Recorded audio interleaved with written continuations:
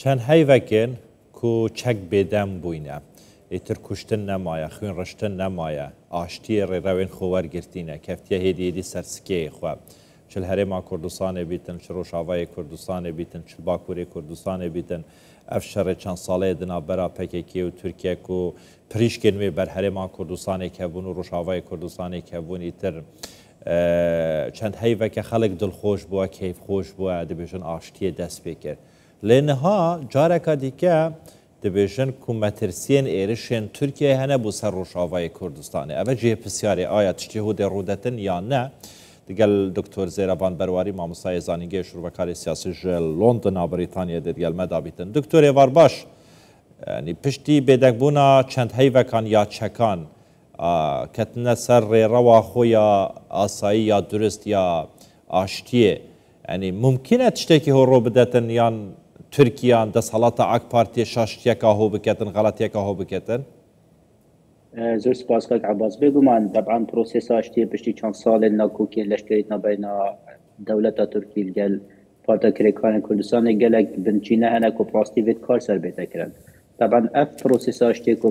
behs lê dikim taybetî piştî ev axaftina kuşlaya û celadî beş heyv şibatê dest pê kirî û carekadî behs prosêsa ştê kirî یا متوقع پروسس هنه کسب کفنه برسینگا به پروسس یا گلک یا پیش بینی کریه که اف پروسس چی به پراستی دیشی چونکه هندک بنچینه سرکی هنه به پروسس هنه ده افجاره نهاتینه برقرار کنن بو نمونه ده ما تو بحث پروسس آشتی بکیت دو بنچینه سرکی تاین که تفر دو بنچینه تنه بهنه جبه جگرن یا ایکه دویدن هندک ریکفتنه یاسایی و دستوری هبن که سرچه شواز افهدولا ریکفتنه یعنی بیدن نکنه دولت ترکیه سر پارتاکریکان کردستان فرض کرد بشواز استسلام سیاسی لان دوید بیتن تا طرف کسیه بیتن یعنی تا افریقا فلان بین دولت ترکیه گل پارتاکریکان کردستان طرف کسیه دولی هبید چه دتویت گتی بن چه گتی اروپا بیتن هر طرف کی کو فرد جهت هنه بریار سردن بیتن چاودریا و رکفن بیت کرن اف هر دو بنچینیت کور ام دیجن رکفن آشتی دماتین درست کردن و گرا دانستاندن بین دولت ترکیه و که درست نبودنش بعد هنده آدم فرد بنچینانه بن پراستی پیش بینی تکرن کو اف پروسس هنه بهت کوسپه بود درست ببینی آیشی بره فقاره که نه سقامگیر بچیدن یا شمیش گرینت پراستی اویا يعني قال لك جرب بحث هندي تذكرن اي عقليات دولة تركي فعلا يا مهيئة يعني عقليات دولة تركي يا آماده كو بروسس اشتيا درست دست قال لانه كردي ما فين دستورين يعني قال كرد الباكوري كردستان برقرار بكت برجسته كتن جهرين دستوري ده يانتني اف بروسس كبو ارسته كنا رايا قشتيا تركي ورازي كنا رايا قشتيا عالمي كو دولة تركي بله اف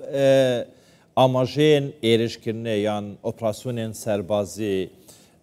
هونەیەن نوکەنە بەریا چەند ساڵێکان ژی پشتیا عەفرینێ باز باوەرم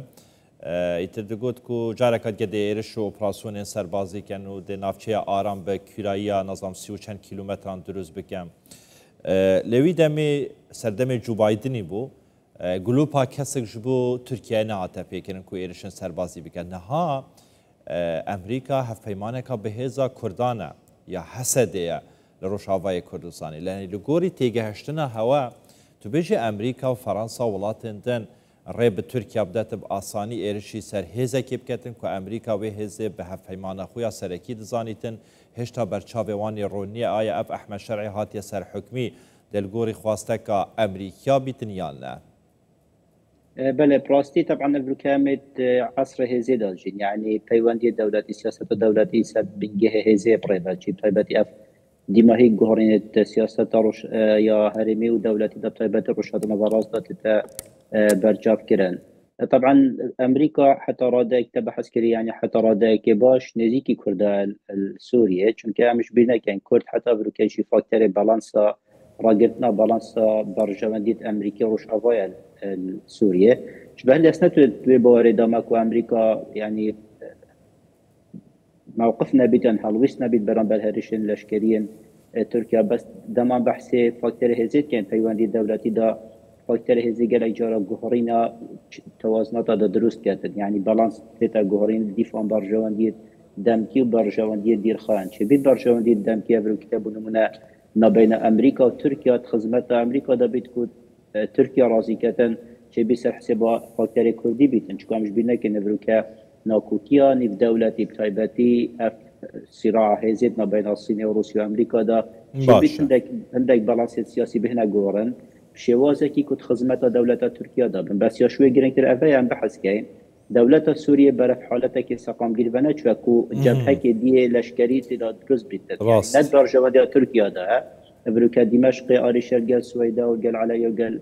فرلاني بنفس سوريا هي جبهة كدي حتى أحمد شرع نشتا أبروكا دباش داري جبهة لشكري بيتنا كاري بيتن آراستا دولة سوريا برف آراستا سقام جيرفا بتن جبر هندي عندك كوس بيد نفقويا سوريا دا كاين أسبار كبتر دبنا ريجرتن كو دولة تركيا هريشة كلاشكري برفتها برا روشافا كردستان باشه دكتور شويش جرينتر بروسيس اشتي بيگو ما دي کارتکی نکنرینی کردن چون که فاکتور کردی فاکتوره که در انجام توی وارش توی سوریه و ایران و عراق و ترکیه هف يعني وارجتوی مشترک بین هر سه دولت. تمام دکتور. دکتور دست خوش کردی بسیار کرد که کردی برسوام بدهی. یعنی جنابت اب خود زانیتن شارازاد کاروبار ترکیه ده و نجاره که پروسه آشتی دست بکردن. پریا رجب طیب اردوغان جی پروسه آشتی دست بکرد لسر نگیرده. به جاره دبیجن پروسه گلکا جدیه. و سردم اردوغانیش یعنی اوه مجوع که گلکا گرینگه و جه شانازی صبحی ده برپرن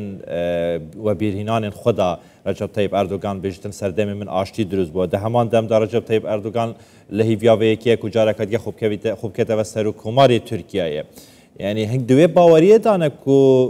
شتکی هو رو بدتن افروسه هو گشتیا پیش به وی آوای جارکد که ایرشی سر روشاوای کردستان بیت کردن. خو کرد هر کرده جا چل روشاوای کردستانی میچل باشوری کردستانی چل باکوری کردستانی بیتن. یعنی تیگشتنا وان جبو کردان چوایا؟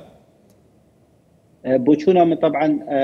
ممکنه یعنی پروسس هنه کوس برانبر و پروسس بهنا درست کردن چون که بیتن ترکیش عقلیت سیور بدر کردید یعنی ترسا فاکتور کردی ترس شابونا کردی و جوی عقلیت رزگار به دولت ترکی یا شویش گرینگتر افریقا بنار کفتنا دولانی بید نبهتا رصاپاند سرپکی که اوتو بنومنا چگه خوب دانی بیکو برانبر یاسایی دستوری هبن اگر هاتو افردو بنچینه تانی نه نکرم بوچونا من پروسس هر دمکی داد هر خناقه که داد چه بیتن